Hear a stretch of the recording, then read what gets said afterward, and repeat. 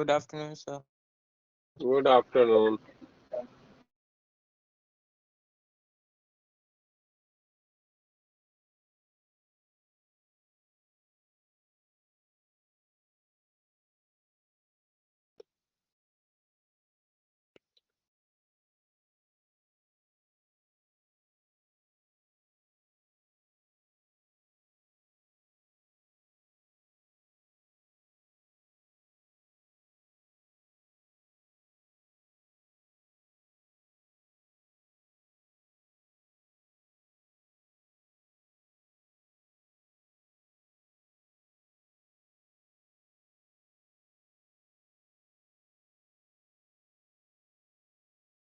तो भाई last class में हम लोग Faraday law of electromagnetic induction की बातें कर रहे थे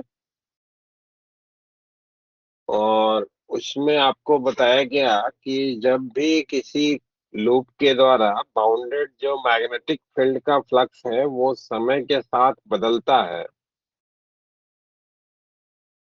तो ऐसे केस में उस लूप में जो है वो ईएमएफ इंड्यूस होता है। और जो इंड्यूस होने वाला ईएमएफ है उसको आप लिखते हैं minus of D phi D T से, है ना, rate of change of flux with respect to the time. Loop के द्वारा जो बाउंडेड मैग्नेटिक फील्ड का फ्लक्स है वो minus of D phi D T के द्वारा जो है वो रिकॉग्नाइज होता है। इधर में जो निगेटिव साइन इधर में लगाया गया है that is for the representation of sense of induced EMF.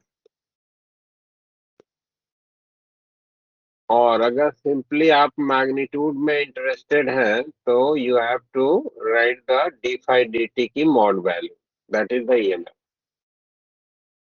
और करंट इन दैट लूप को लिखने का इंफॉर्मेशन हुआ था minus of 1/r D phi D t. इधर भी जो निगेटिव है that is only for the current direction in that loop, जो इंड्यूस होने वाली करंट है। और मैग्नीट्यूड में इंटरेस्टेड हैं तो you have to write 1/r D phi D T, है ना। डायरेक्शन देने के लिए तरीका जो है वो आप आसान वाला जो यूज कर सकते हैं वो आपका लेंस लॉ है ना, जिसके बारे में बताया गया कि इंडक्शन से अपीयरेंस में आने वाली कोई भी फिनोमिना इस तरीके से अपना अपीयरेंस लेगी जिससे कि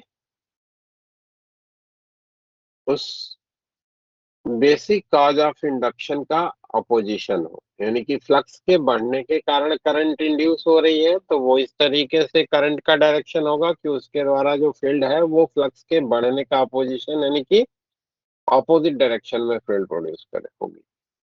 और अगर फ्लक्स के घटने के कारण हो रहा है तो करंट इस तरीके से इंड्यूस होगी कि इंड्यूस करंट के कारण जो करंट होगी वो एग्जिस्टिंग फील्ड के डायरेक्शन में होगी, ठीक है ना। और फैराडे लॉ से डायरेक्शन कैसे देना है वो भी बता दिया था। फैराडे लॉ से डायरेक्शन को कैसे रिकॉग्नाइज करना है ये भी बताया था। हेलो, बोलिए। No sir. हाँ? सर आज तो डाउट्स लेने वाले थे ना आप। अच्छा, डाउट्स डाउट्स हैं आपके यस सर, चैप्टर 4 के। चैप्टर 4 के? चलो, तो डाउट ही कर लूं क्या? सभी लोग डाउट के लिए रेडी हैं? हाँ, सभी लोग डाउट के लिए रेडी हैं? बोलो, भेजो अपना अपना डाउट। देखो, भूल गया मैं, बोल के भूल गया। तो बुकलेट लाया, चलो।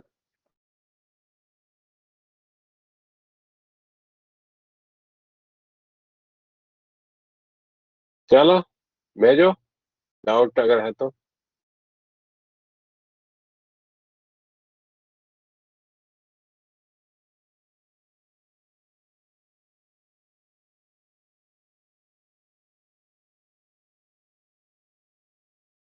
भेजो अपने डाउट।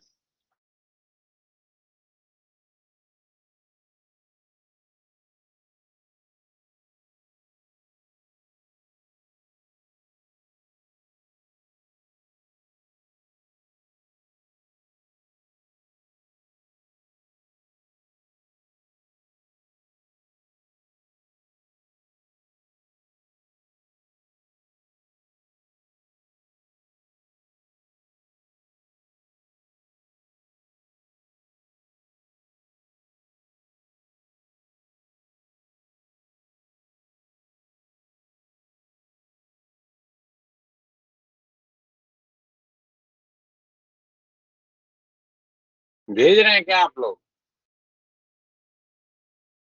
डाउट भेज रहे हैं?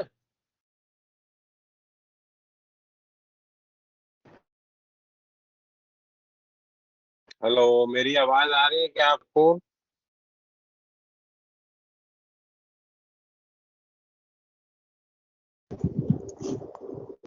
सर भेज दिए।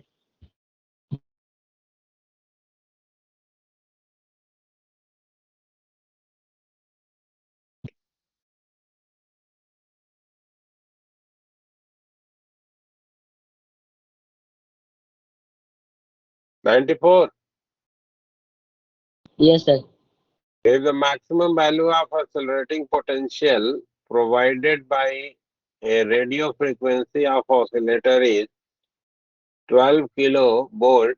The number of revolution made by a proton in a cyclotron to achieve one-sixth of the speed of light.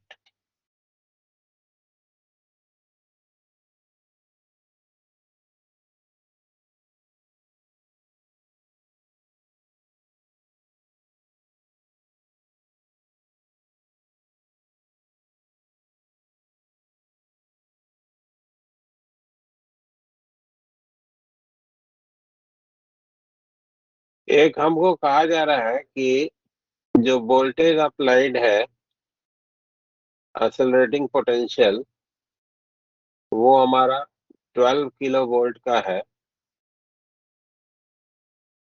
तो ऐसे केस में स्पीड ऑफ लाइट की आधी लाइट को अटेन कर स्पीड ऑफ लाइट की आधी वन सिक्स वेलोसिटी को अटेन करने में कितने चक्कर जो है वो लगाने होंगे, ये आपको इंफॉर्मेशन पूछा जा रहा है। तो आपके पास जानकारी क्या है कि एक साइक्लोट्रॉन में इस तरीके से आपकी डी होती है,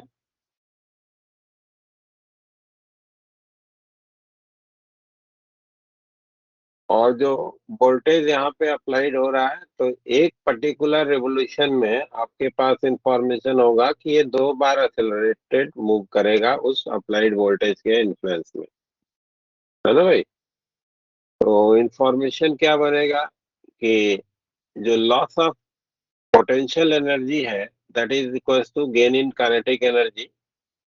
और काइनेटिक एनर्जी का गेन एक रिवोल्यूशन में अगर हमको लिखना है तो हाफ ऑफ mv का स्क्वायर, ये इक्वल हो जाएगा प्रोटॉन का जो चार्ज है E इंटू वी का 2 गुना, ये इतना एक रिवोल्यूशन में गेन होगा। ठीक है भाई?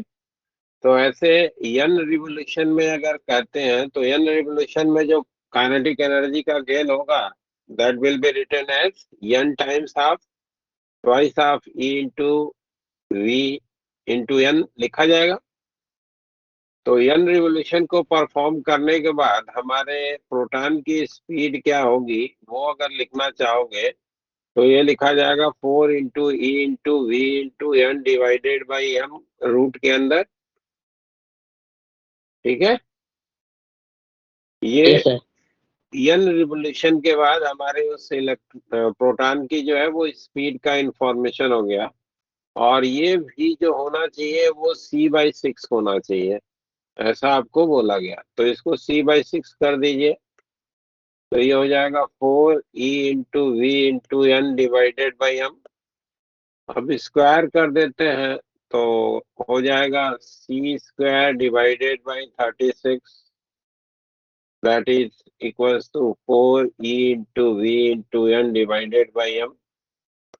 तो नंबर ऑफ रिवोल्यूशन जो इसको परफॉर्म करना होगा वो हमको मिल गया mc² डिवाइडेड बाई 36 गुना में 4 E इंटू V। इसमें हम लोग वैल्यू को रख करके कैलकुलेट कर लेंगे तो हमको मिल जाएगा। मास ऑफ प्रोटॉन कितना दिया गया है? 1.67 into 10⁻⁻27, 67 into 10⁻⁻27।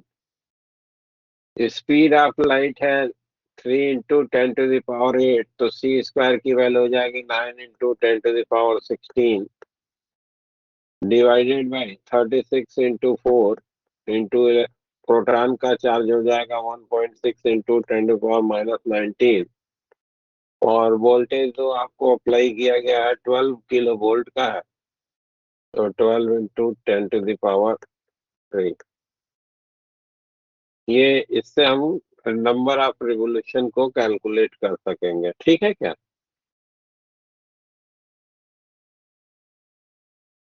Yes sir.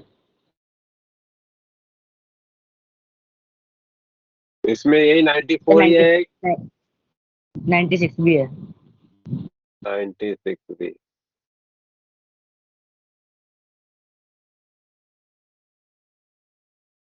Uniform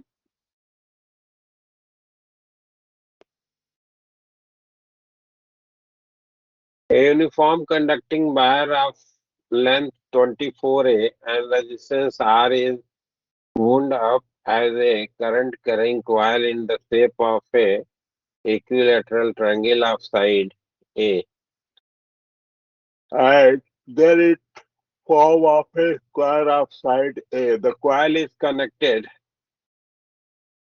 to a voltage source of V0. The ratio of magnetic moment of the coil in case of equilateral triangle to that of square is this.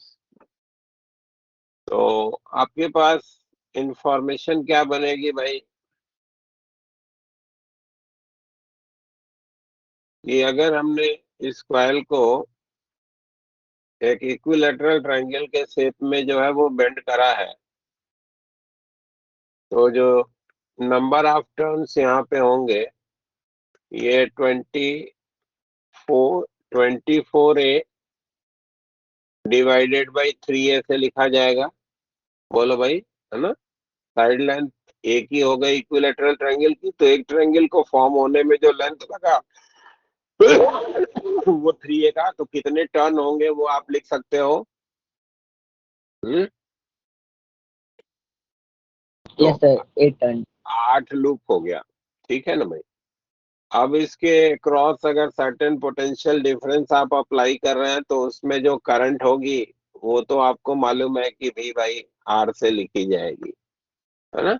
ये हमारा current हो जाएगा।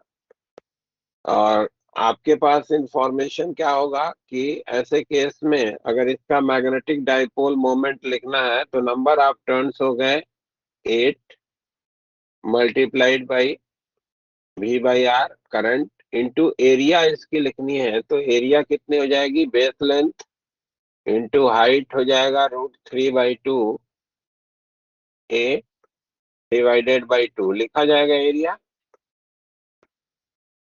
Yes बोलो sir. भाई, तो ये हमको मिल गया कि इक्विलैटरल ट्रायंगल के रूप में अगर हम इसको यूज कर रहे हैं तो उसका मैग्नेटिक डाइपोल मोमेंट जो होगा वो इससे लिखा जाएगा। अब इसको कहा गया कि एक स्क्वायर के फॉर्म में जो है वो बेंड कर दिया गया, तो करंट तो वही रहेगा क्योंकि वोल्टेज सेम अप्लाई किया है और रेजिस्टेंस भी वही रहेगा, तो करंट तो वही रहेगा। नंबर ऑफ टर्न्स इस केस में क्या हो जाएंगे भाई, 24A डिवाइडेड बाई 4A, तो 6 चौक 6। 24 6। अब जो इसका मैग्नेटिक डाइपोल मोमेंट होगा स्क्वायर के फॉर्म में इसको मेंट करने में वो लिखा जाएगा 6 into V by R multiplied by A square से लिखा जाएगा, है ना? तो ट्रायंगल के शेप में बेंड करने और स्क्वायर के शेप में बेंड करने पे जो मैग्नेटिक डाइपोल मोमेंट का जो रेशियो है वो आपको मिलता है बी, और आर और ए स्क्वायर कैंसिल हो गया ये, ठीक है भाई? तो 8 ऊपर में 4 ये हो जाएगा, 2√3 इधर में आएगा बचेगा, और इधर में डिवाइडेड बाई 6 हो जाएगा, तो ये आपको मिल जाता है 1/√3 ना। तो y की वैल्यू आपकी 3 हो गई।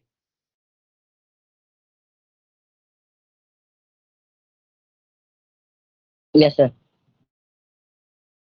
इसमें कौन सा 70 ना? A square loop of side 2A and carrying a current I is kept in XZ plane with its center at the origin. A long wire carrying a same current I is placed parallel to the z-axis and passing through the point 0 B 0. B much greater than A. The magnitude of torque on the loop about z-axis is given by 2A की side length है,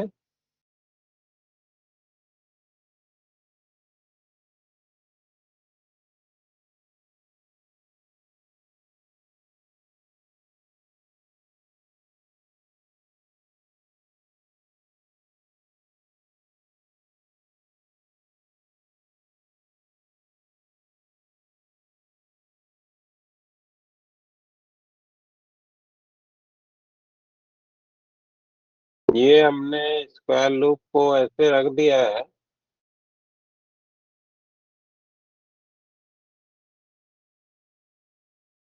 और ये जो wire है वो यहाँ पे इसके पैरेलली ऐसे रख दिया गया। ये डिस्टेंस आपको दिया गया है कि बी का है। इसकी साइड लेंथ जो है वो 2A की है। ये वाली लेंथ भी जो है वो 2A की।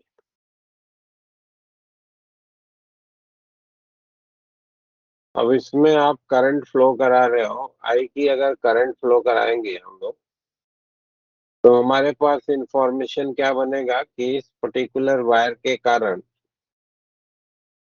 जो इस लूप के लोकेशन पे मैग्नेटिक फील्ड होगा वो इधर की तरफ होगा, इसके परपेंडिकुलर इधर की तरफ। ये वाली जो लाइन है इसके परपेंडिकुलर, और इधर से जो है इस लाइन के परपेंडिकुलर इधर की तरफ, है ना, ये फील्ड प्रोड्यूस हो। ठीक है भाई।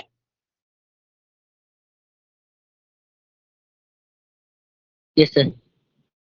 अब आपको बताना है कि इस पे जो है वो टॉर्क कितना लगेगा जो कि जेड एक्सिस के अबाउट है। तो ये डिस्टेंस अगर हम आर कह रहे हैं तो मैग्नेटिक फील्ड जो वहां पे हो जाएगी वो आप लिख सकते हैं म्यू नॉट आई डिवीजन में 2 पाई आर से लिखा जाएगा। और उस मैग्नेटिक फील्ड के इन्फ्लुएंस में अगर हम इस पर्टिकुलर लूप के ऊपर टॉर्क देखें, इसमें भी करंट दी होगी ना, इसमें भी करंट है आईडीएल क्रॉस बी। तो मैग्नेटिक फील्ड इधर की तरफ हो गया, आई इधर की तरफ हो गया, आईडीएल क्रॉस बी इसके परपेंडिकुलर इधर की तरफ हो जाएगा।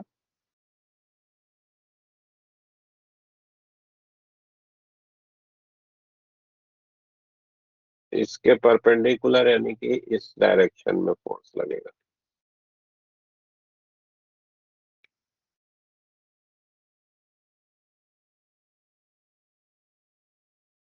तो फोर्स हो जाएगा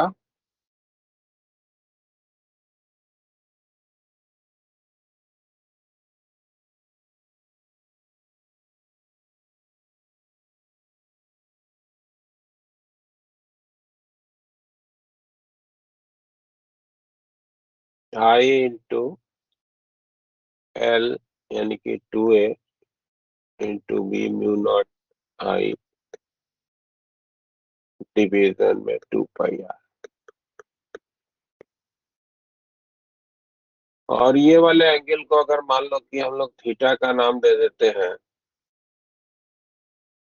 तो ये वाला एंगल भी आपका थीटा हो जाएगा।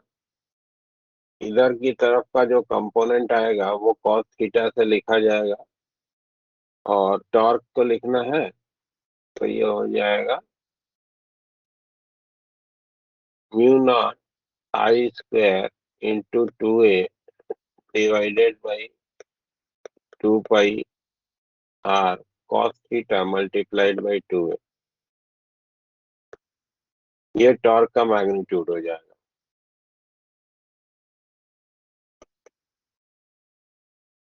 कॉस थीटा को लिखना है तो कॉस थीटा जो है हमारा कितना बन जाएगा, B/R, है ना।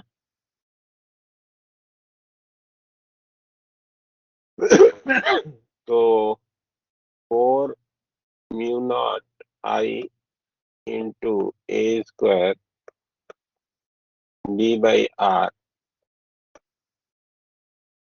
यानी कि 2πr²। और R² को लिखना है तो B² प्लस A² का रूट कर देंगे। तो ए जो है वो बी के कंपैरिजन में बहुत छोटा है, तो इसको सीधा सीधा बी ही लिख देते हैं। तो mu naught I into A² B divided by pi into B², एक पावर इससे चला जाएगा तो 2 mu naught I A² division में π/B, ये हमारा जो है टॉर्क हो जाएगा। 2 mu naught I² A² division में π/B, पहला वाला। ठीक है। Yes sir. A ring is hung on a nail. It can oscillate without slipping or sliding in its plane with the time period of t1, and back and forth in the direction perpendicular to its plane with period t2।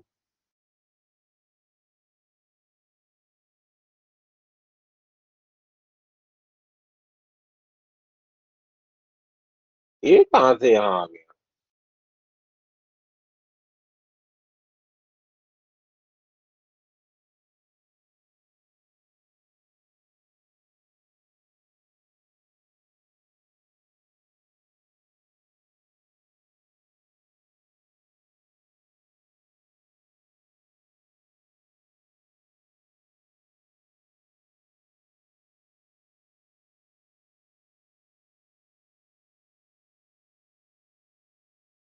ये हमको कहा जा रहा है कि एक ring है, इस रिंग को इस पर्टिकुलर नेल के थ्रू जो है वो हैंग कर दिया गया, और ये ऐसे ऑसिलेट कर सकता है, ऐसे ऐसे। तो इसको हम लोग फिजिकल पेंडुलम की तरीके से देखेंगे भाई, है ना। और फिजिकल पेंडुलम का जो टाइम पीरियड है वो 2π रूट का I/mgl से लिखा जाता है। हाँ, बोलो भाई। Yes sir.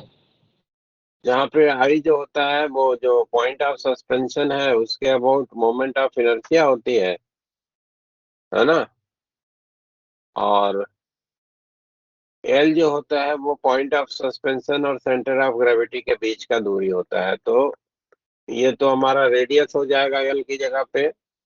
और इस वाले एक्सिस के अबाउट मोमेंट ऑफ इनर्शिया आपको मालूम है कि mr² से लिखा जाता है, तो इस एक्सिस के अबाउट लिखना है तो पैरेलल एक्सिस लगा दीजिएगा। तो आई जो होगा वो लिखा जाएगा mr² प्लस mr² से, दैट इज 2mr²। तो ये टाइम पीरियड हो जाएगा 2π रूट का 2mr² divided by mg into R.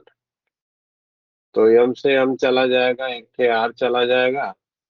तो इस केस में तो टाइम पीरियड हमको मिल गया 2π रूट का 2r/g से, है ना।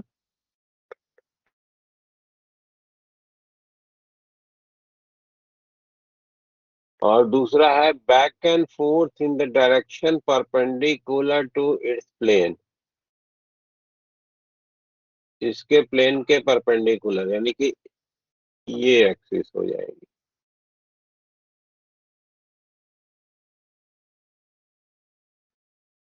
ये तुम्हारी रिंग हो गई, ऐसे लटक रही है। ये कील हो गई जिसके सहारे लटक रही है, और ये रिंग ऐसे ऑसिलेट करेगी। ठीक है ना।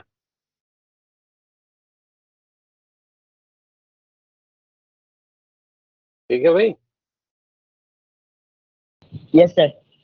तो ये वाले एक्सिस के अबाउट इसकी मोमेंट ऑफ इनर्शिया है mr²/2।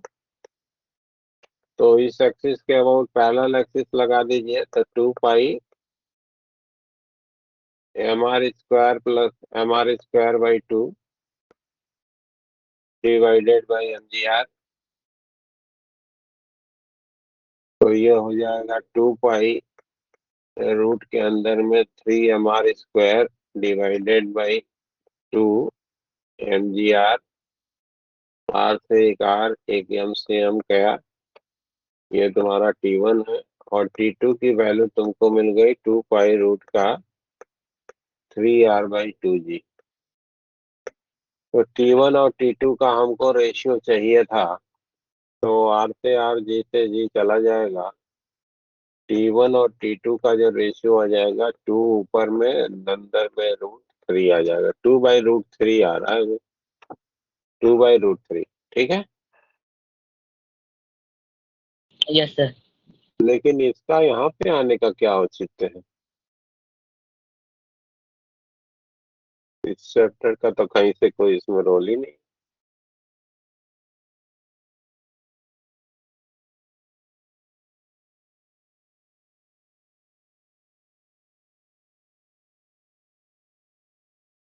An electron moving along the x-axis with the initial energy of 100 electron volt enters a region of magnetic field.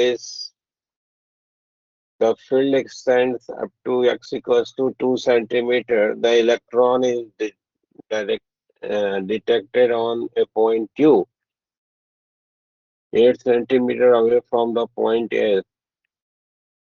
The distance d between P and Q, electron का charge, electron का मास और field दिया गया। ये हमको बोला गया कि एक रीजन है जिसके विड्थ के बारे में इंफॉर्मेशन है, 2 सेंटीमीटर का है।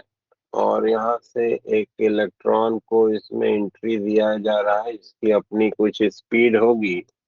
Kinetic energy half of m into V का स्क्वायर होता है।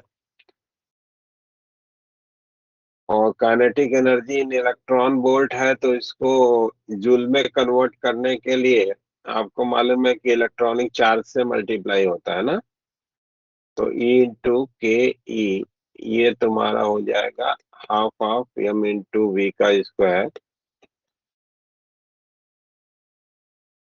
तो जो इसके द्वारा सर्किल ट्रेस होगा, उस सर्किल का जो रेडियस होगा वो आपको मालूम है कि twice of m into kinetic energy E into K E का root divided by E into B से लिखा जाएगा ना।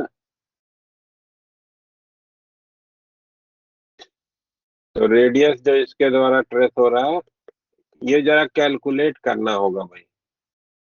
Twice of m into kinetic energy in electron volt divided by E by B square. ये value जरा calculate करिए आप लोग। डाटा जो दिया गया है उसको रख के इसको कैलकुलेट करना होगा।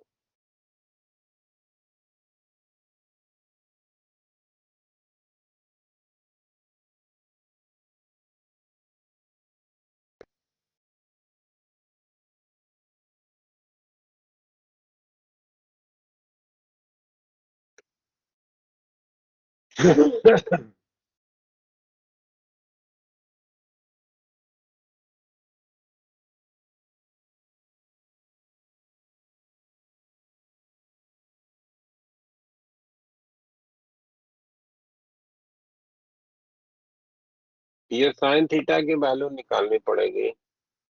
कोई नोन एंगल मिल रहा है क्या? 2.2 हाँ रेडियस 2 हाँ, 2.2।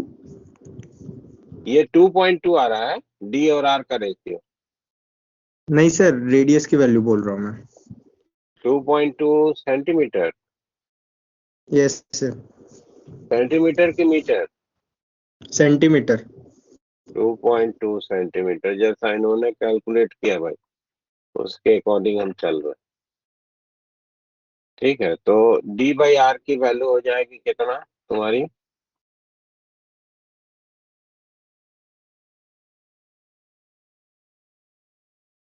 Two divided by 2.2, that is 1/1.1। इसके बाद ये स्ट्रेट लाइन पाथ को फॉलो करता हुआ जाएगा और यहाँ पे कहीं पे जाके टकराएगा। तो ये डिस्टेंस को लिखना है। तो ये डिस्टेंस जो होगा, जिसको हम मान लो कि एल का नाम दे देते हैं या वाई नॉट कर देते हैं, तो वाई नॉट। तो वाई नॉट की जो वैल्यू होगी वो लिखा जाएगा R - R cos थीटा, और इसके आगे जो है ये ट्रायंगल बना लीजिए, ये एंगल भी थीटा होगा, और ये डिस्टेंस एल मालूम है, तो ये y1 की वैल्यू हो जाएगी y1 by Y naught, y1 by L, that is equals to tan theta, यानी कि y1 की वैल्यू हो जाएगी एल tan थीटा, है ना। तो ये तुमको y चाहिए था, यहाँ से यहाँ तक का ये पूरा y। तो y की जो वैल्यू है ये आपको लिख सकते हैं y0 प्लस y1, यानी कि R1 माइनस का cos theta plus L tan theta. यहाँ से जो साइन थीटा की वैल्यू मिली है वहां से cos थीटा भी निकाल सकते हैं। ये हो गया ये 1, ये 1.1, ये थीटा है, तो 1.1 का स्क्वायर माइनस 1 का स्क्वायर, तो 121.21, 0.21 ये मिल जाएगा। तो cos थीटा की वैल्यू 0.1 डिवाइडेड बाई 0.1 का रूट डिवाइडेड बाई 1.1, और tan थीटा की वैल्यू 1/√0.21। सारी चीजें इसमें मालूम है, रखिए और कैलकुलेट करिए।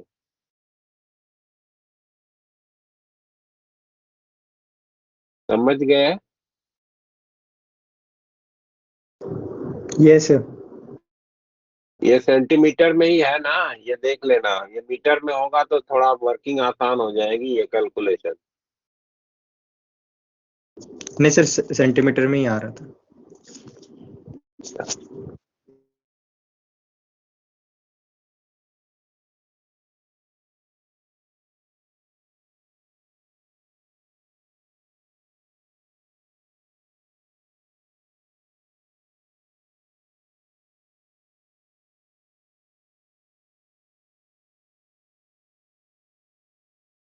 A rigid square loop of side A and carrying current I2 is lying on a horizontal surface near a long current carrying conducting wire in the same place as shown. The net force on the loop due to the wire will be, तो net force due to the wire repulsion का हो जाएगा, और इस पे दोनों पे force लिख करके घटा दीजिए। ये एक वायर है, इसमें करंट I1 का हो गया, और एक ये स्क्वायर लूप इसके पास में रखा गया, इसमें करंट इधर की तरफ I2 की है। तो इस वाले वायर के लोकेशन पे जो फील्ड होगी वो अंदर की तरफ होगी इस वायर के कारण, और ये दूरी दी गई है A और ये भी A। तो फील्ड जो B1 होगा वो लिखा जाएगा μ0 I1 divided by 2 pi into A का। तो इस पे जो फोर्स होगा वो इधर की तरफ लगेगा F1, और F1 की जो वैल्यू होगी वो लिखी जाएगी A into I2 into B1, यानी कि μ0 I1 divided by 2 pi A। ठीक है, ये इस पे फोर्स हो गया।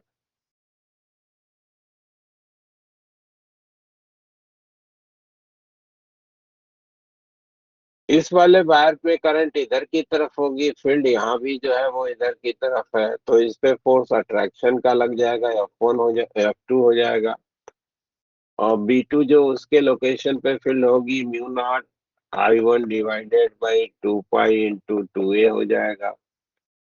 और इस पे जो फोर्स होगा F2 वो आपके पास इंफॉर्मेशन में होगा कि ये लिखा जाएगा A into I2 into mu naught I1 divided by 4 pi A। ए से ए कैंसिल, यहाँ भी ए से ए कैंसिल, तो F1 minus F2 that is the net force, F1 minus F2, and it will be mu naught I1 I2 divided by 4 पाई, और ये repulsion हो जाएगा। क्यों कह रहे हैं इन दोनों वायर पे क्यों निकालने की जरूरत नहीं है, वो आप देखें तो इस वायर पे कोई भी एलिमेंट है, अगर यहाँ से एक्स रेजिस्टेंस पे लेते हैं तो इसके लोकेशन पे फील्ड और इसी के करस्पॉन्डिंग इधर में एलिमेंट लेंगे तो उसके लोकेशन पे फील्ड बराबर होगी, और इस पे फोर्स जो लगेगा वो इधर की तरफ, इस पे फोर्स इधर की तरफ। तो इन दोनों वायर्स पे ये जो स्क्वायर के पार्ट है इस पे हमेशा जो है इक्वल एंड अपोजिट फोर्स होगा, और वो कैंसिल हो जाएगा। हाँ, और ये वाला चूंकि वायर नियरर है तो ये बड़ा फोर्स रिपल्सन का लगेगा, ये दूर है तो इस पे छोटा फोर्स लगेगा, तो दोनों का जो डिफरेंस होगा that will be the net repulsive force. ठीक है गणेश?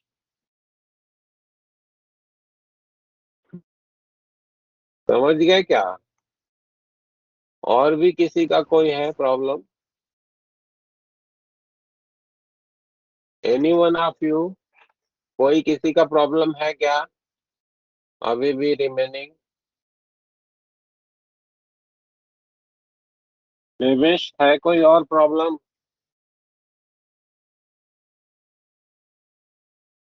हर्षपुरिया,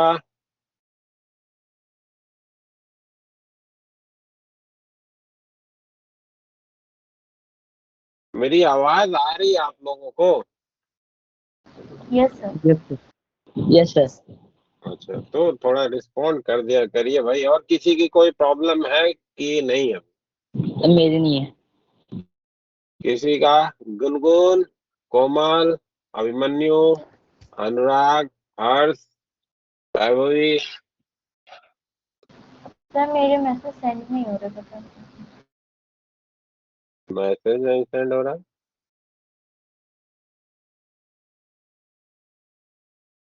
हर्षित माधव, जसजीत,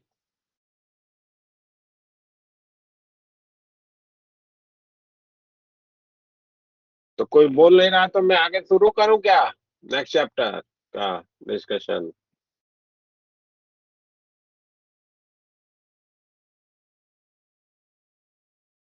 हम्म?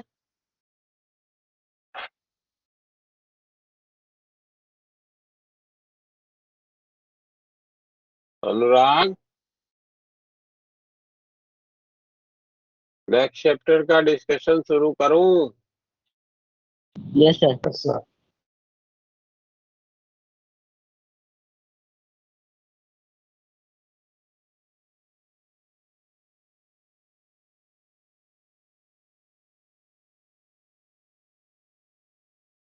चलो ठीक, तो वही फिर से बातें करते हैं हम लोग। Faraday law of electromagnetic induction का डिस्कशन चल रहा था, और उसमें आपको जो है वो बताया गया फैराडे का नियम और लेंज लॉ के बारे में, और फ्लक्स कैसे लिखना है उसके बारे में इंफॉर्मेशन दिया था ना।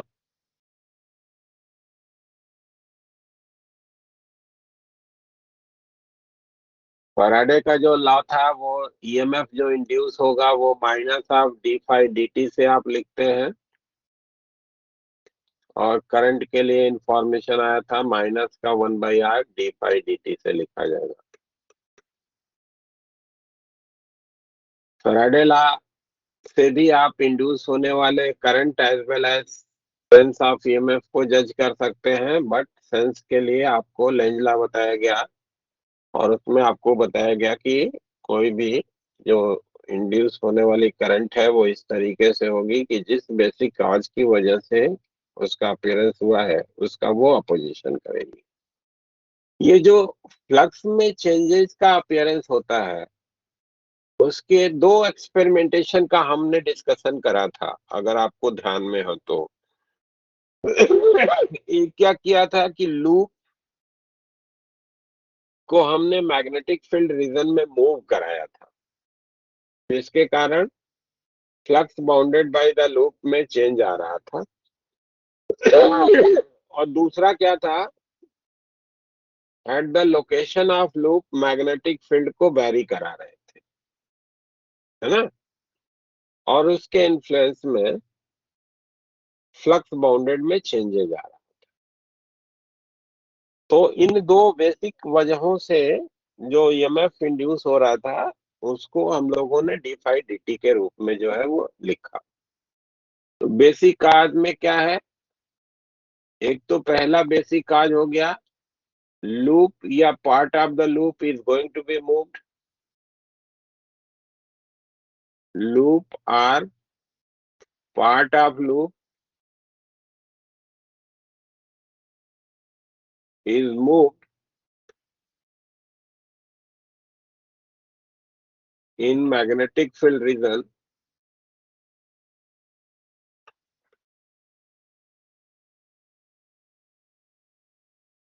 so that flux bounded is changing।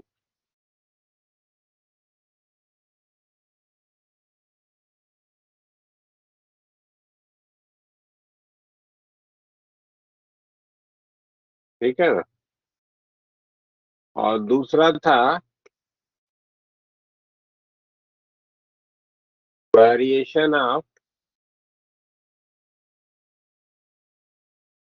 magnetic field with time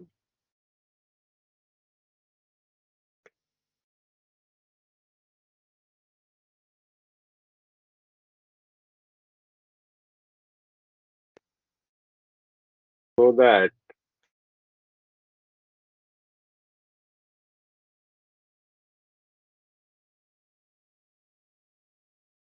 flux bounded by the loop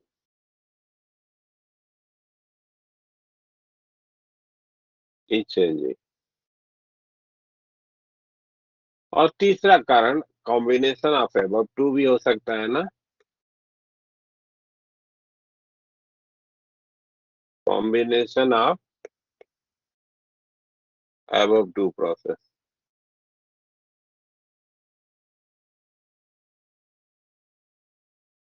तो ये जो है वो बेसिक काज हो गया जिसकी वजह से जो है ईएमएफ का अपीयरेंस होगा हमारे उस पर्टिकुलर लूप में। ध्यान क्या रखना है आपको कि अगर इन बेसिक काज जो आपको बताया गया, जो कि ये दोनों है ना, पहला दूसरा तीसरा, तो इन दोनों का कॉम्बिनेशन हो गया, ठीक है। तो अगर इन बेसिक काज में से कोई भी काज प्रेजेंट है तो there will be an EMF induce in that loop. और अगर दोनों काज में से कोई काज प्रेजेंट अगर नहीं है तो there will be no EMF induce in that loop. ठीक है। ये चीज को यस सर। क्यों बोल रहा हूं, क्योंकि कई बार हम लोगों को ऐसी सिचुएशन मिलती है जिस सिचुएशन में हमको गलत लूप सेलेक्ट कर लेने से या गलत इंटरप्रिटेशन को परफॉर्म कर देने से हमको दिखता है कि फ्लक्स इज चेंजिंग, है ना, बट एक्चुअल में इन दोनों कारण में से कोई कारण प्रेजेंट नहीं होता। ठीक है। तो अगर इन दोनों कारण में से कोई कारण प्रेजेंट नहीं है और हम किसी तरीके से इंटरप्रिटेशन में ये देख ले रहे हैं कि फ्लक्स बदल रहा है, तो हमारा इंटरप्रिटेशन वो गलत होगा, ईएमएफ इंड्यूस नहीं होगी। ठीक है। There may be situation somewhat just opposite to it. वो क्या कि हमको ये दिखता होगा कि फ्लक्स नहीं बदल रहा, लेकिन इन दोनों में से कोई भी अगर कारण प्रेजेंट है तो वहां पे ईएमएफ इंड्यूस होगा। ठीक है भाई, क्लियर है बात? Yes sir. तो ये चीज को आपको स्पेसिफिकली ध्यान में रखना है ना, कि ये जो दो बेसिक कारण आपको बताए जा रहे हैं ईएमएफ में इंड्यूस इंडक्शन का, अगर इन दोनों कारण में से कोई कारण प्रेजेंट है तो there will be an EMF induce in that loop, और अगर इनमें से कोई प्रेजेंट नहीं है तो उस केस में ईएमएफ इंड्यूस नहीं हो। ठीक है, क्लियर है बात? Yes sir. जैसे मैं दोनों सिचुएशन को आपके सामने रखता हूं यहाँ पे, ठीक है, और इंटरप्रिटेशन बनाने का प्रयास करते हैं, देखते हैं कि किस तरीके की डिफिकल्टी हमको आती है कभी कभी, है ना। जैसे मान लो मान लो कि एक पर्टिकुलर जो है सिलेंड्रिकल रीजन हमने बताया, ये एक सिलेंड्रिकल रीजन हो गया, ठीक है। इसमें अंदर की तरफ मैग्नेटिक फील्ड है ऐसे, ठीक है, अंदर की तरफ फील्ड है ऐसे, है कांस्टेंट फील्ड है। क्लियर? Yes sir. और इस सिलेंड्रिकल रीजन को इंक्लोज करने वाला हमने ऐसे एक वायर लूप को प्लेस करा है। ये क्या है? वायर लूप है।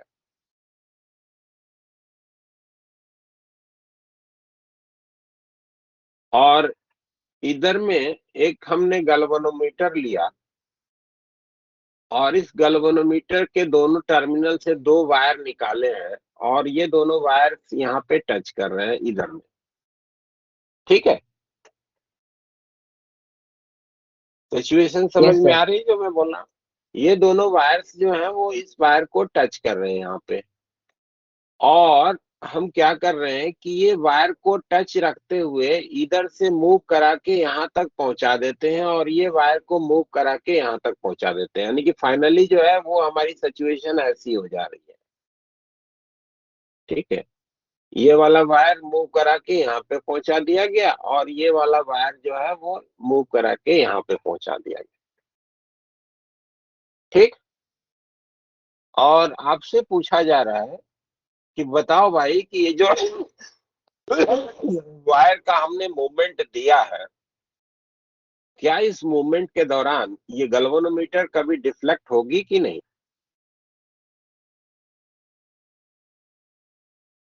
रिफ्लेक्शन ऑफ गैल्वेनोमीटर,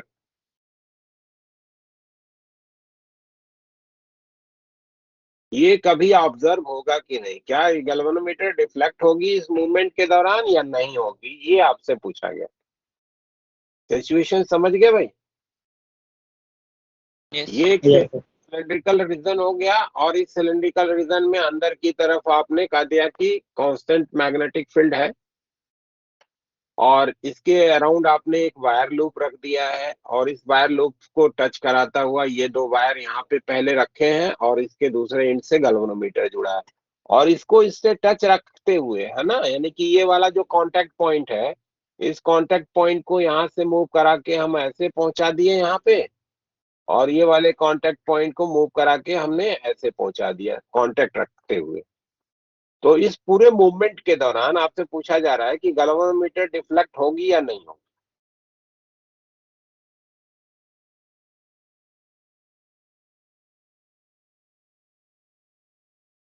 बोलो भाई, होगी या नहीं? रिफ्लेक्शन दिखेगा कि नहीं गैल्वेनोमीटर का? यस या नो? दिखेगा तो यस, नहीं दिखेगा तो नो। बोलो।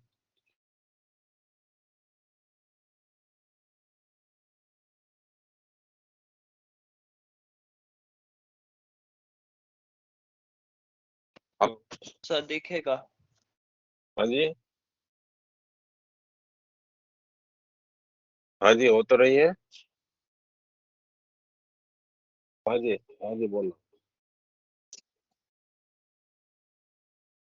कहाँ से? हाँ जी, बताइए।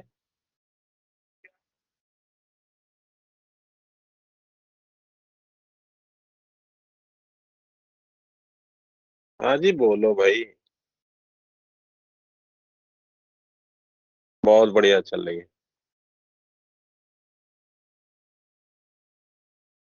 अभी मैं क्लास में हूँ, अभी थोड़ी देर बाद बात कर लेना भाई।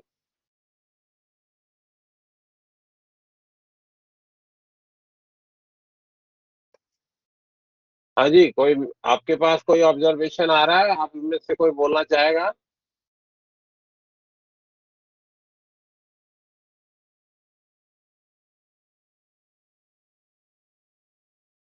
क्या ये डिफ्लेक्ट होगी या नहीं गैल्वेनोमीटर? यस या नो बोलोगे कुछ? देवेश, डिफ्लेक्ट तो होगी? नहीं होगी। नहीं होगी, क्यों?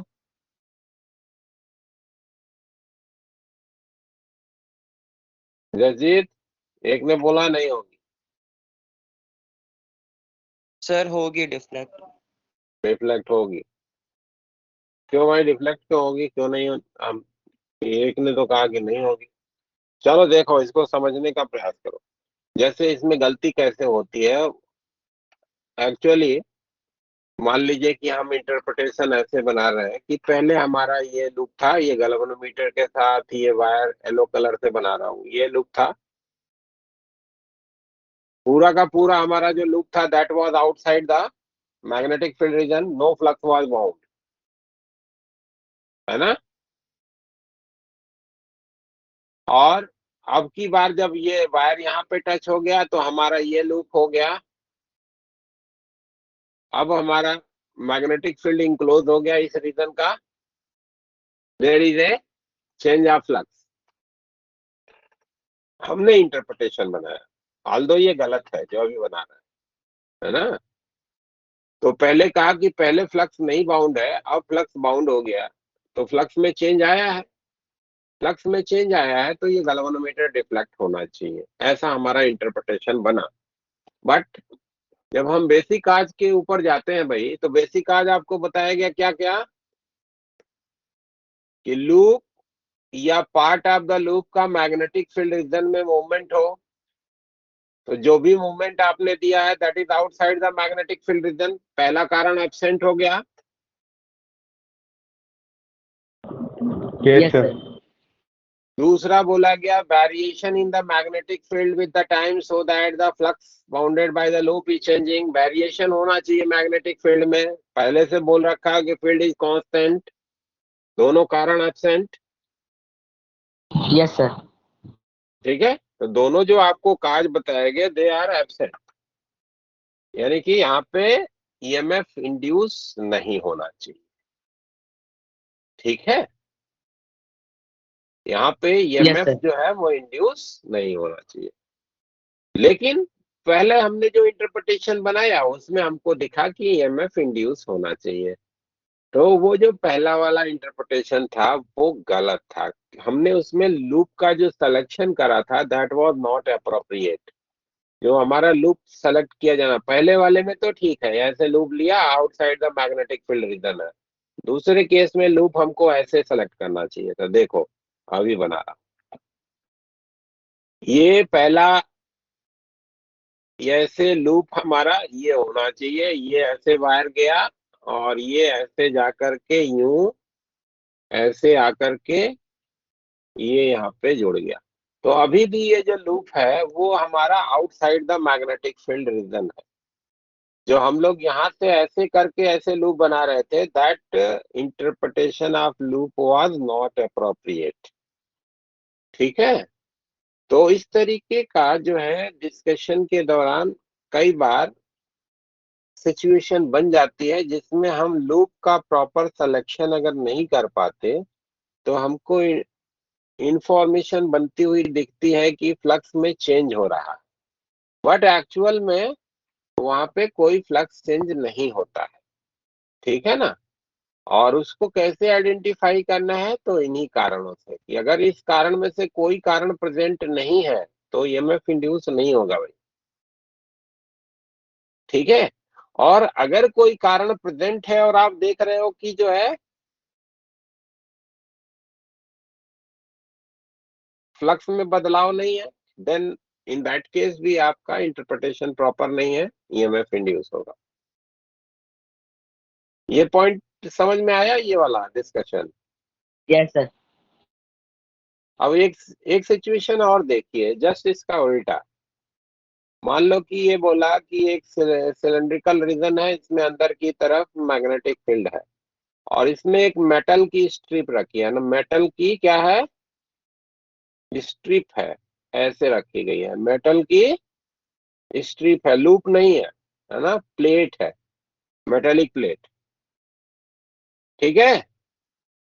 और एक वायर को यस सर। इसके इस एज से टच कराया गया है, यहाँ पे बंधा नहीं है वायर, जस्ट टचिंग है, और एक इधर से टच कराया गया है, और इस दोनों से इधर आपने गैल्वेनोमीटर जोड़ दिया है, ठीक है। अब इसको कहा जा रहा है कि हम खींच रहे हैं इधर की तरफ, सर्टेन वेलोसिटी से ले जा रहे हैं। अब पूछा जा रहा है कि क्या गैल्वेनोमीटर डिफ्लेक्ट होगी कि नहीं होगी? होगी। गैल्वेनोमीटर डिफ्लेक्शन शो करेगा कि नहीं करेगा?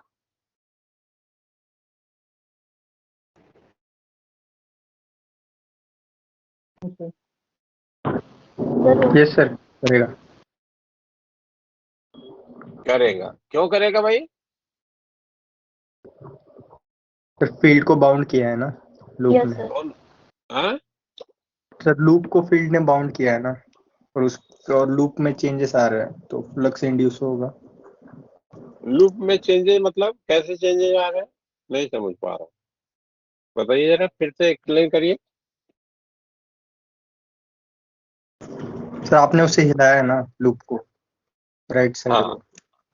हाँ, ये जो है कंडक्टिंग जो प्लेट है, ये भी हमारे इस लूप का पार्ट होगा, ठीक है ना, ये लूप का पार्ट है, तो part of the loop is moving in magnetic field region, तो यहाँ पे ईएमएफ आएगा, ठीक है ना।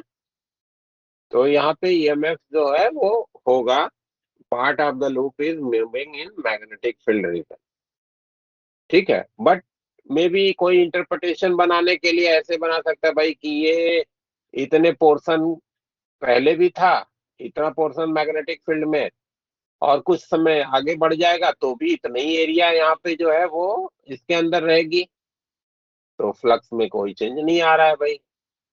बट ये लूप, ये जो सिलेक्शन है दैट इज नॉट अप्रोप्रिएट, इस तरीके से लूप का सिलेक्शन नहीं होना है ना। लूप में ये कंडक्टर का पार्ट यहाँ से, और मिला करके ये हमारा जो है वो लूप हुआ, जिसके करेस्पॉन्डिंग हमको अपना इंटरप्रिटेशन बनाना है। तो यहाँ पे galvanometer will, reflection of galvanometer will not occur, यहाँ पे है,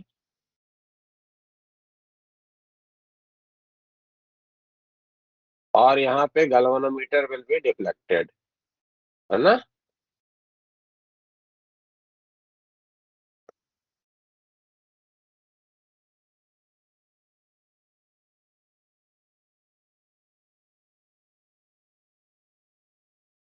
जब कोई लूप का पार्ट या लूप एज ए होल को आप मैग्नेटिक फील्ड रीजन में मूव कराते हैं, तो उसके करस्पॉन्डिंग जो ईएमएफ होता है उसको हम लोग नाम देते हैं मोशनल ईएमएफ, यानी कि पहला वाला जो कारण है, ये पार्ट ऑफ द लूप या loop as a whole is moving in the magnetic field region, तो उसको बोलते हैं मोशनल ईएमएफ। तो आइए देखते हैं कि मोशनल ईएमएफ को भी स्पेसिफिक रूप से लिखने का क्या तरीका बनता है।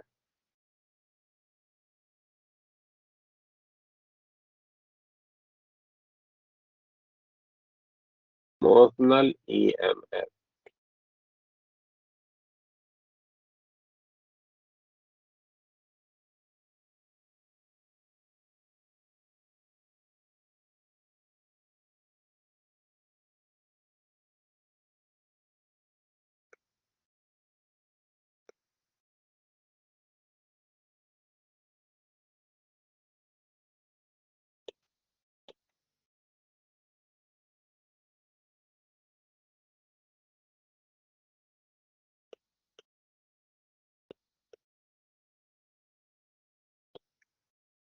लूप या उसका कोई टुकड़ा मैग्नेटिक फील्ड में मूव कर रहा हो, तो उसके कारण जो ईएमएफ आता है उसको स्पेसिफिक नाम दिया गया है, उसको बोलते हैं मोशनल ईएमएफ।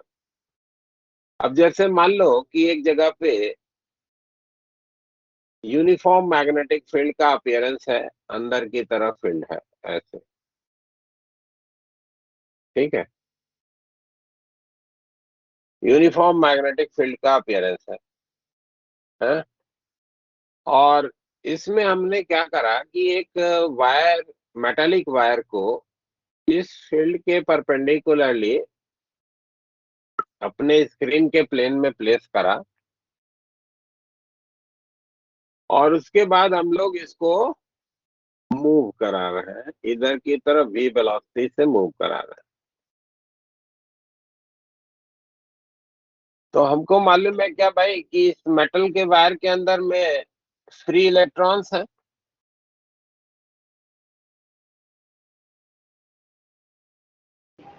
वो जो फ्री इलेक्ट्रॉन्स हैं वो भी इफेक्टिवली इस वायर के साथ साथ v वेलोसिटी से मूव कर रहे होंगे। यस बोलो। सर। Yes sir. तो जो ये वायर के अंदर में इलेक्ट्रॉन है, निगेटिवली चार्ज है, वो इलेक्ट्रॉन भी हमारे इस वायर के साथ साथ मूव कर रहा है। तो motion in magnetic field reason अगर किसी चार्ज पार्टिकल का आ रहा है तो उसमें फोर्स लगता है।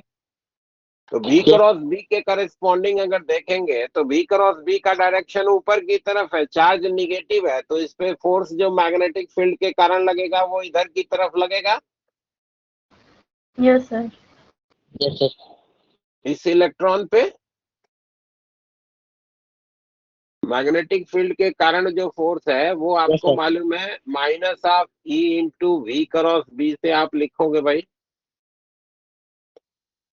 और उस फोर्स के इन्फ्लुएंस में ये इलेक्ट्रॉन जो है वो मूव करते हुए आएंगे और इधर वाले जो इंड है इस इंड पे आकर के कलेक्ट होंगे, क्योंकि इसके बाहर तो जा नहीं सकते भाई।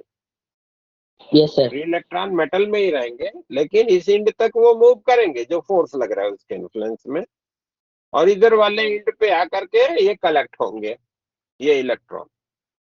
क्योंकि पूरा का पूरा वायर हमारा न्यूट्रल है, तो जितना इधर में निगेटिव चार्ज आएगा उतने ही इधर में पॉजिटिव चार्ज हो जाएगा। Yes sir.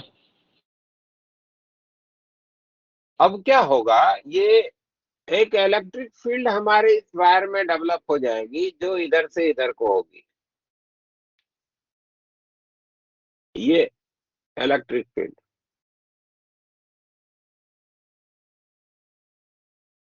होगी ना, पॉजिटिव चार्ज से निगेटिव यस चार्ज सर। की तरह एक इलेक्ट्रिक फील्ड हो जाएगी जो कि इस डायरेक्शन में अपीयरेंस में आएगी। और इस इलेक्ट्रिक फील्ड के कारण आपको मिलेगा कि इलेक्ट्रिक फील्ड के कारण जो इस पे इलेक्ट्रॉन पे फोर्स लगेगा वो इधर की तरफ लगेगा।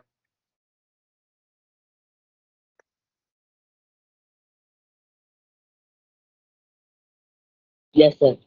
जैसे जैसे इधर में निगेटिव चार्ज और उसी के करस्पॉन्डिंग इधर में पॉजिटिव चार्ज अकोमुलेट होता जाएगा, इलेक्ट्रिक फील्ड बड़ी होती जाएगी। Yes sir.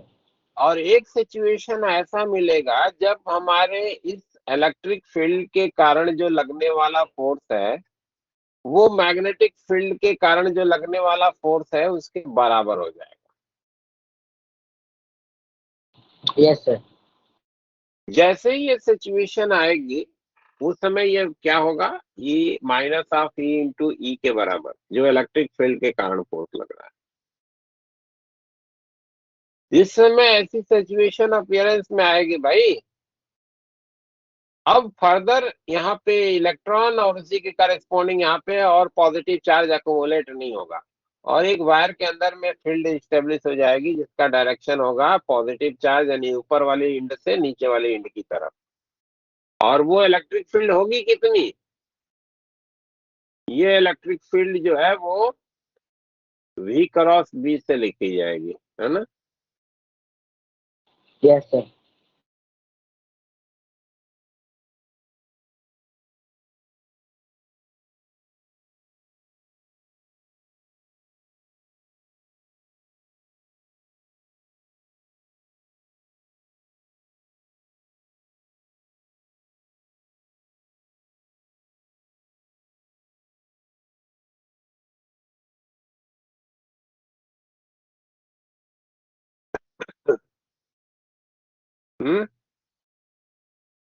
Yes sir. और जैसे ही ये सिचुएशन आएगा हमको मिलेगा कि ये फर्दर जो है इस पे फोर्स नहीं लगेगा। अभी जो फील्ड दिखाया है वो इलेक्ट्रोस्टैटिक है और दोनों का सम जीरो करना है हमको। इलेक्ट्रिक फील्ड और मैग्नेटिक फील्ड के कारण जो फोर्स है वो मैग्नीट्यूड में बराबर है लेकिन डायरेक्शन में अपोजिट है। यहाँ पे जो लिखा है वो हमने लिखा है, ये अभी स्टार लगाएंगे इसमें। ये जो अभी सिचुएशन लिखा है वो minus of E into V cross B minus of E into E that should be equal to 0। ये एक सिचुएशन आएगी जब ये फर्दर एक्यूमुलेशन नहीं होगा, रुक जाएगा एक्यूमुलेशन।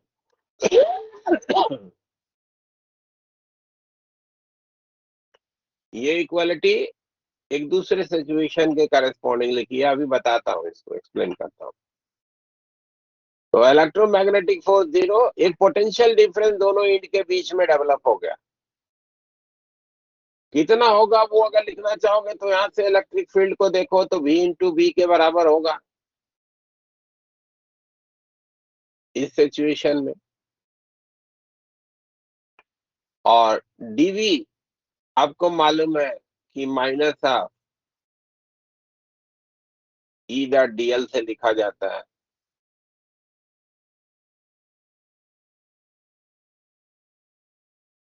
है ना। Minus of E dot dl से लिखा यस सर। जाता है स्टैटिक कंडीशन में।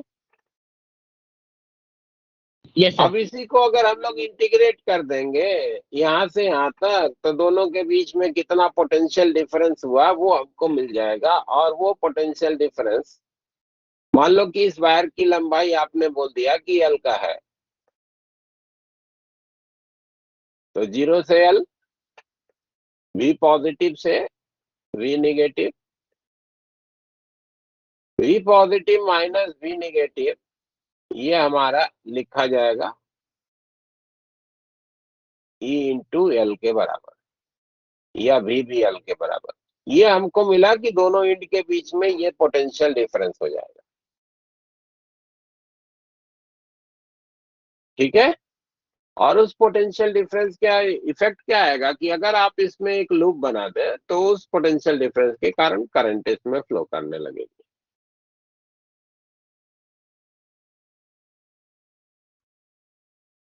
अब मान लो कि हम इसी चीज को एक कंडक्टिंग लूप के रूप में देखते हैं। मान लीजिए कि एक हमारा ये कंडक्टिंग लूप है जिसको हमने यूनिफॉर्म मैग्नेटिक फील्ड में रखा, अंदर की तरफ रखा है, फील्ड को यूनिफॉर्म है फॉर ए टाइम बिंग, और इस पे एक हमने वायर रख दिया है जो कि मूवेबल है, इसको मूव करा रहे हैं इधर की तरफ। तो हमने इधर में देखा था कि there was a free wire था, तो there was a potential difference जो कि डेवलप हो रहा था। जब लूप के करस्पॉन्डिंग हम इसी को बात करते हैं तो यहाँ पे हम जो मैग्नेटिक फील्ड के कारण जो फोर्स है, इसी फोर्स को हम अगर एक इलेक्ट्रिक फील्ड के इन्फ्लुएंस में देखना चाहें तो इलेक्ट्रॉन पे जो फोर्स लग रहा था that was in downward direction FM। Yes sir.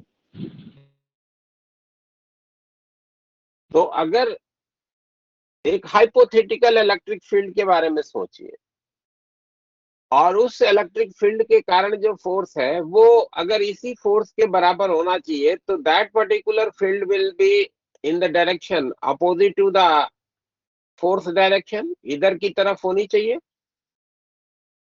Yes sir. इस पे थोड़ा हम अलग सा, इससे अलग सा सिंबल लगा दिए, इधर में ही लिखा था, उस फील्ड को मैं यहाँ पे स्टार लगा दे रहा हूँ।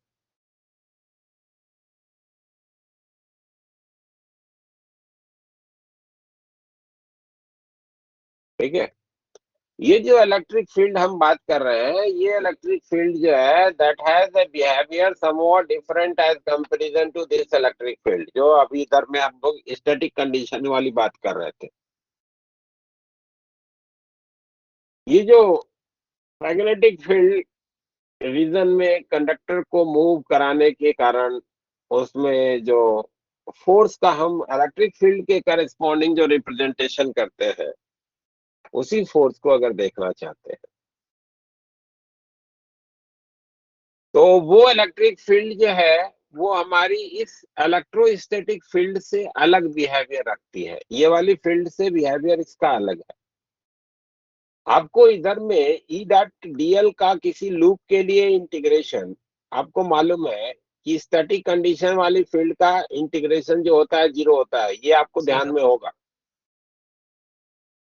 लेकिन यहाँ sir. पे जो ये नई तरीके की हमें इलेक्ट्रिक फील्ड की एक अभी हाइपोथेसिस ला रहे हैं, बट ये एक्चुअली एग्जिस्ट भी करती है। ऐसा नहीं है कि ये हाइपोथेटिकल है, अभी हम हाइपोथेटिकल इसको मान रहे हैं। ठीक है, आगे चल के इसको बताएंगे कि मैक्सवेल ने बताया कि जब कभी भी कहीं भी मैग्नेटिक फील्ड का वेरिएशन होता है तो वहां पे इलेक्ट्रिक फील्ड जो होती है वो इंड्यूस होती है, वो एक्चुअली होती है। और वो इलेक्ट्रिक फील्ड जो है उसका जो सर्कुलेशन होता है एक लूप में घूमने पे, दैट इज द ईएमएफ। इस नए से तरीके की जो इलेक्ट्रिक फील्ड कही जा रही है जिसको हमने ई स्टार से दिखाया है, जस्ट केवल इस वाली फील्ड से इसको अलग करने के लिए। अभी समझने के स्टेज पे आगे चल के हम लोग इसको भी स्टार नहीं लिखेंगे, सिंपली ई लिखेंगे, है ना। केवल अभी दोनों को अलग अलग डिस्टिंग्विश करने के लिए हम इसमें स्टार लगा दे रहे हैं, इधर वाली फील्ड को हमने स्टार नहीं लगाया। ये इलेक्ट्रिक फील्ड जो होती है वो हमेशा क्लोज लूप में ही होती है। ठीक है, और इसका जो सर्कुलेशन है it is defined as E dot D L का किसी क्लोज लूप के लिए इंटीग्रेशन, ये उस लूप में ईएमएफ होता है, ईएमएफ के बराबर। यानी कि हमारे इस लूप में जो ईएमएफ होगा उस ईएमएफ को लिखने का तरीका है V cross B dot DL का पूरे लूप के लिए इंटीग्रेशन, ये ईएमएफ का रिप्रेजेंटेशन है। ठीक है, V cross B dot DL का जो इंटीग्रेशन है लूप के लिए, that is the EMF induce in that loop. ठीक है भाई, Yes, sir.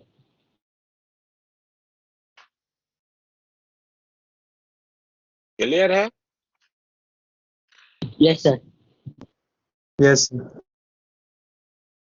तो motional EMF in a loop को लिखने का ये हमारे पास तरीका हो गया, V cross B dot DL का integration for the whole loop, that will be the EMF. अब आप देखो, इसी इंफॉर्मेशन को हम लोग अपने इस लूप में अप्लाई करते हैं। जैसे ये रॉड था, ये लेंथ का रॉड था, उसमें हम लोगों ने पाया था ना VDL का ईएमएफ। अब इस लूप के करस्पॉन्डिंग भी अगर इन दोनों के बीच की दूरी L की कह दी जाए तो जो मोशनल ईएमएफ आएगा वो VBL ही आएगा। क्यों? क्योंकि जब इस वायर के लिए हम कर रहे होंगे तो V क्रॉस B का डायरेक्शन ऊपर की तरफ, और DL भी मान लो कि इधर आपने ऊपर की तरफ ले लिया।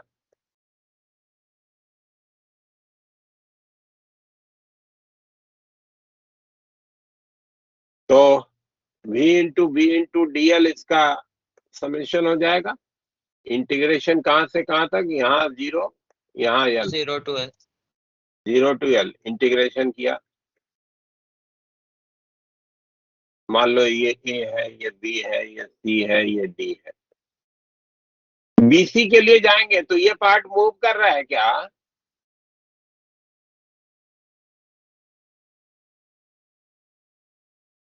BC पार्ट तो मूव नहीं कर रहा है, आप तो केवल ये जम्फर है इसको मूव करा रहे हैं ना, तो ये तो मूविंग नहीं है। तो BC वाले पार्ट के लिए V 0 हो गया तो वो 0 हो जाएगा, CD के लिए 0 हो जाएगा, DA के लिए 0 हो जाएगा। तो पूरे लूप के लिए आप देखोगे तो ईएमएफ जो होगा वो VBL मिल जाएगा।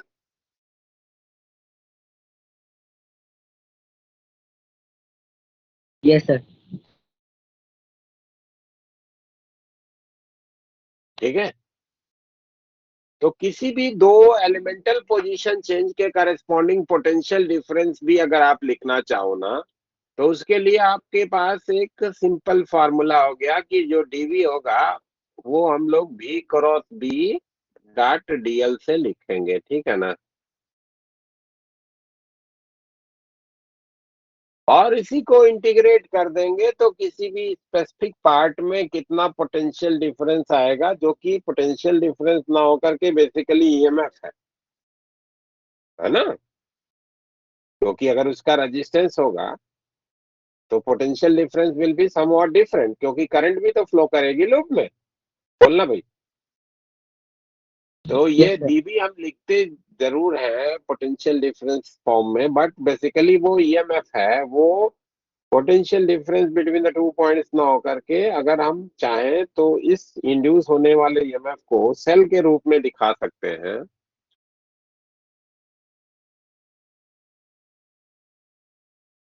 मोशनल ईएमएफ को सेल के रूप में जब दिखाना होगा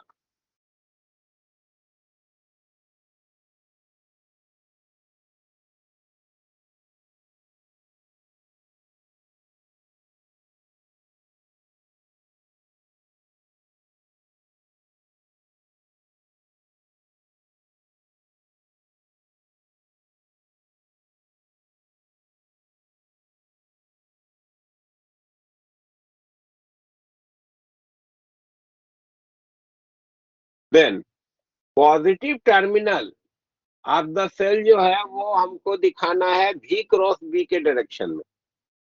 देन पॉजिटिव टर्मिनल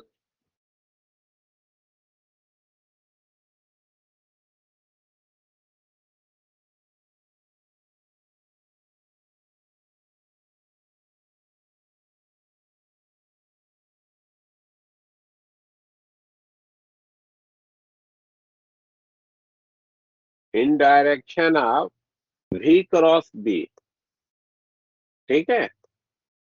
जो v क्रॉस बी का जो डायरेक्शन है उधर की तरफ पॉजिटिव टर्मिनल दिखाना है, ठीक है भाई। एंड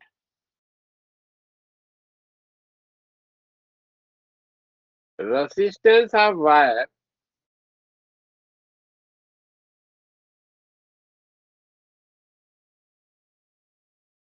should be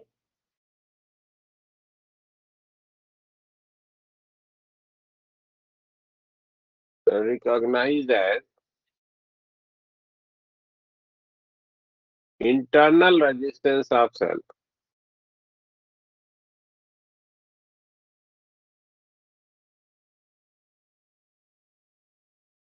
जो सेल का इंटरनल रेजिस्टेंस है वो हमारे उस वायर का इंटरनल रेजिस्टेंस के रूप में जो है वो रिकॉग्नाइज करना है, ठीक है। तो बहुत बार जब हम सेल का रिप्रेजेंटेशन कर लेते हैं मोशनल ईएमएफ का, तो हमारा जो वर्किंग है वो काफी सिंप्लीफाइड हो जाता है, ठीक है ना।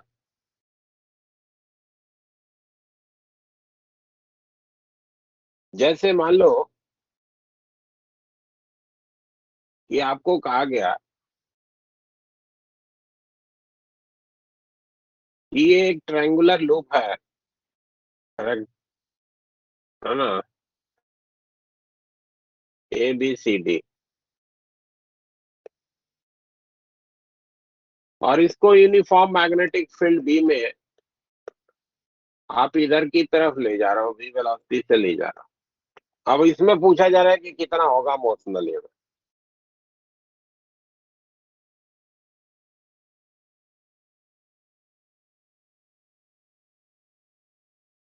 तो करो क्या कि आप इंडिविजुअल इसके तीनों आर्म के लिए अलग अलग मोशनल ईएमएफ आसानी से रिकॉग्नाइज कर सकते हो ना।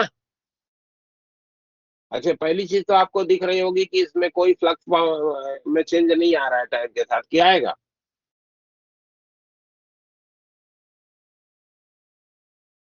अगर ये लूप पूरा का पूरा मैग्नेटिक फील्ड रीजन में डूबा हुआ है और ट्रांसलेट कर रहा है, तो क्या फ्लक्स बदलेगा क्या इसका।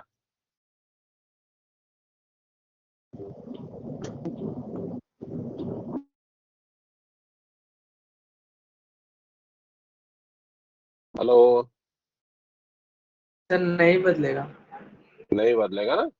तो मोशनल ईएमएफ भी जो यस सर। आप रिप्रेजेंटेशन दे रहे हो वो भी जीरो होना चाहिए। तो जरा सीए बाहर पे आओ, तो सीए के लिए जब देखोगे तो V क्रॉस B का डायरेक्शन इसके लिए किधर है? ऊपर की तरफ है।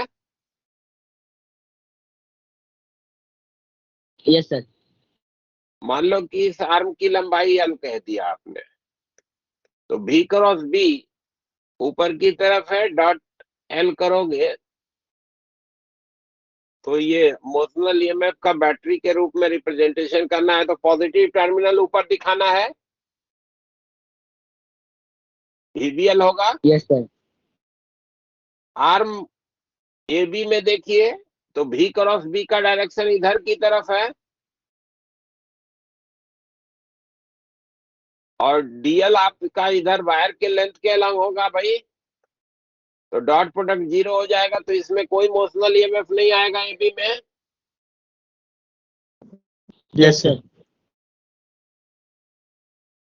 इस वायर BC को देखिए तो DL वेक्टर हमारा इधर की तरफ है, V क्रॉस B का डायरेक्शन V इधर है, और B के साथ क्रॉस करोगे तो V क्रॉस B का डायरेक्शन इधर मिलेगा।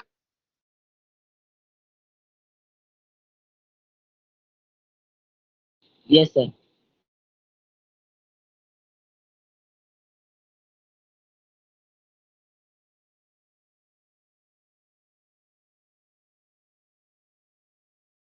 तो मान लो कि आप इसको यहां से यहां तक के लिए इंटीग्रेट करना चाहते हो, और यहाँ पे आप कोऑर्डिनेट सिस्टम बना लो इधर से ऐसे,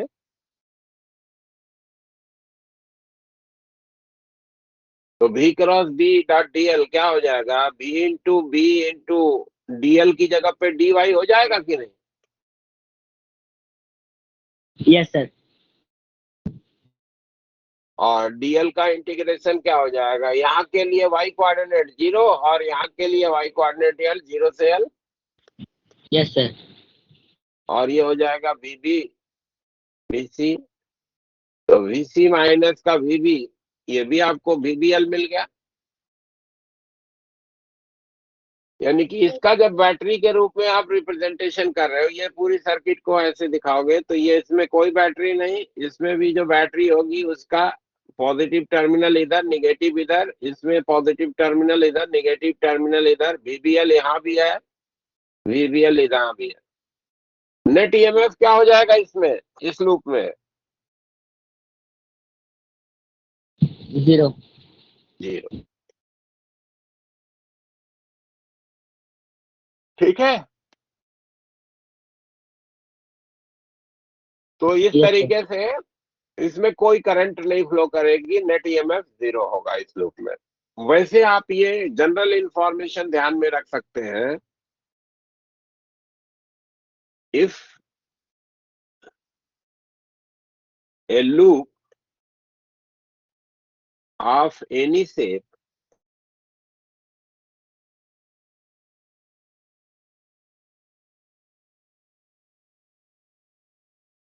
placed completely within a magnetic field region,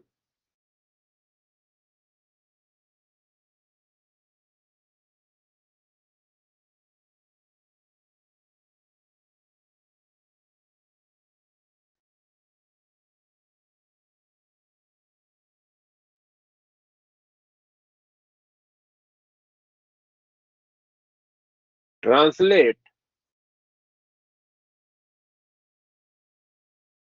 then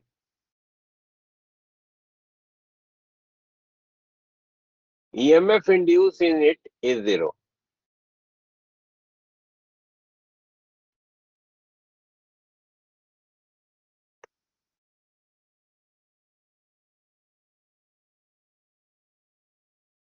ठीक है, मोशन ट्रांसलेशन का होना चाहिए, रोटेशन में हो सकता है कि इंड्यूस हो जाए, ठीक है ना, फ्लक्स बदलेगा, लेकिन अगर ट्रांसलेट कर रहा है यूनिफॉर्म मैग्नेटिक फील्ड में, फील्ड वेरिएबल होगा तो भी इंड्यूस होगा, है ना।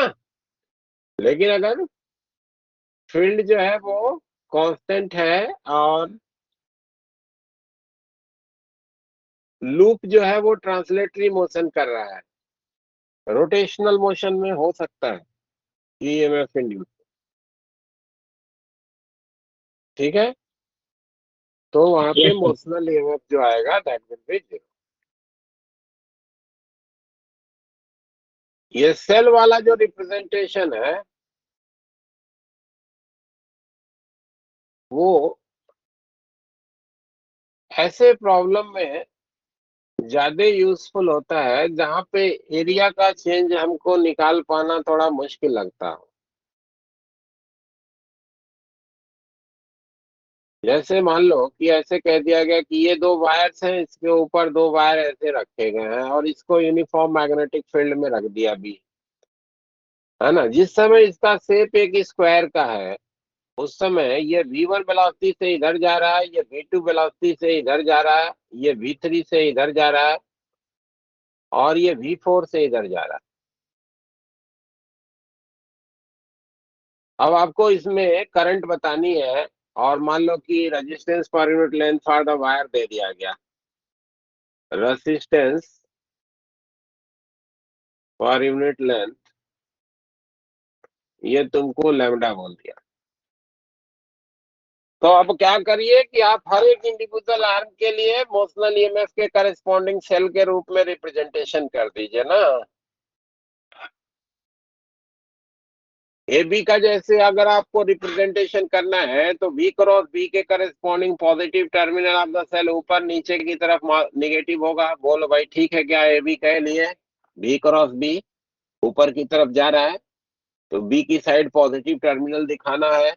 बोलो ठीक है। Yes, sir. और कितना हो जाएगा V1B इंटू ए, इसमें ईएमएफ हो जाएगा और इसका इंटरनल रेजिस्टेंस कितना दिखाना है, जो वायर का रेजिस्टेंस हो यानी कि लैम्डा इंटू ए। ये ए बी का रिप्रेजेंटेशन हो गया। बीसी के लिए V क्रॉस B का डायरेक्शन किधर होगा,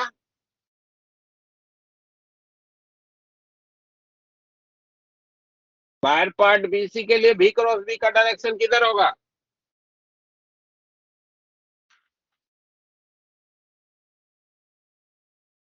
The left hand. हाँ सी की तरफ ना। V2 cross B Yes, sir. करोगे तो बाई तरफ आ रहा है ना, अंगूठा खुल रहा है। तो पॉजिटिव टर्मिनल सेल का इधर दिखाना है, नेगेटिव इधर, और इसका भी इंटरनल रेजिस्टेंस वही लैम्डा इंटू ए हो जाएगा और इसका ईएमएफ कितना हो जाएगा V2 इंटू B इंटू ए। ये BC का रिप्रेजेंटेशन हो गया। CD का देखिए V क्रॉस B C की तरफ आ रहा है तो पॉजिटिव टर्मिनल ऊपर, नेगेटिव नीचे, V3 इंटू B इंटू ए, यहाँ भी ईएमएफ हो गया और लैम्डा इंटू ए इसका रेजिस्टेंस हो गया। DA के लिए ए की तरफ है पॉजिटिव टर्मिनल, बोलो भाई DA के लिए V क्रॉस B दाहिनी तरफ जा रहा है Yes, sir. तो V4 इंटू B इंटू ए, यहाँ पे हो गया लैम्डा इंटू ए। अब जैसे आपने ये सर्किट जो है सिंप्लीफाई करके ऐसे बना लिया तो अब आपका इलेक्ट्रिकल सर्किट बन गई ना। आसानी से आपको Yes, करंट इस लूप में कितना है वो लिख सकते हो, है ना। तो ऐसे प्रॉब्लम जिसमें Yes, sir. अलग अलग पार्ट अलग अलग डायरेक्शन में मूव कर रहे हो तो वहां पे सेल वाला जो रिप्रेजेंटेशन का जो टेक्निक है that is very helpful for solving the problem. तो सेल के रूप में जब रिप्रेजेंटेशन आप करना चाहोगे तो जो मेन पॉइंट है वो आपको क्या ध्यान में रखना है कि पॉजिटिव टर्मिनल जो है सेल का उधर दिखाना है जिधर V क्रॉस B का डायरेक्शन है और रेजिस्टेंस जो वायर का है वो हमारा इंटरनल रेजिस्टेंस ऑफ सेल की तरीके से दिखाना है। अभी भी तो आप पोटेंशियल डिफरेंस लिख ही लोगे, ठीक है क्या। Yes, sir. अब इधर में इस लूप में करंट आपको चाहिए था तो यहां से स्टार्ट करिए V1B इंटू ए माइनस लैम्डा, मान लो कि I की करंट इसमें है ऐसे, लैम्डा इंटू ए इंटू आई, निगेटिव से पॉजिटिव गए फिर से again V2B into A minus v3b into a minus lambda ai minus lambda ai plus v4b into a minus lambda ai that is equals to 0। ठीक है, ये आपने लूप के लिए किरचॉफ लूप लॉ से इंफॉर्मेशन लिख लिया। तो आई की वैल्यू हो जाएगी v1 minus v2 plus v4 minus v3 into b into a divided by 1 2 3 4 4 a lambda a से a को काट दिया तो आई के बारे में जानकारी हो गई v1 plus v2 plus v4 minus v3 into b divided by 4 lambda. ठीक है ना। तो इस तरीके से हमारा करंट इन द लूप का इंफॉर्मेशन बन गया। तो ऐसे प्रॉब्लम्स में आपका सेल वाला रिप्रेजेंटेशन काफी हेल्पफुल होता है।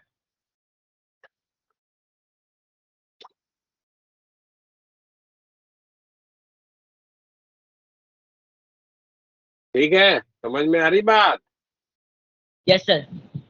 Yes sir. अब मोशनल ईएमएफ ऐसे सिचुएशन में हमको कैसे लिखना है जब वो ऑब्जेक्ट जो है वो रोटेट कर रहा होगा या रॉड है उसको हम मैग्नेटिक फील्ड रीजन में रोटेट कराएं किसी एक एंड के अबाउट या किसी एक पर्टिकुलर पॉइंट के अबाउट, तो उसमें मोशनल ईएमएफ को कैसे लिखना है उसकी बात हम लोग नेक्स्ट वाली क्लास में करेंगे। ठीक है, और दूसरे वाले तरीके को भी समझने का प्रयास करेंगे कि सेकंड जो तरीका है जिसमें ईएमएफ इंड्यूस हो रहा था उसके पीछे का क्या बेसिक कॉन्सेप्ट है ना।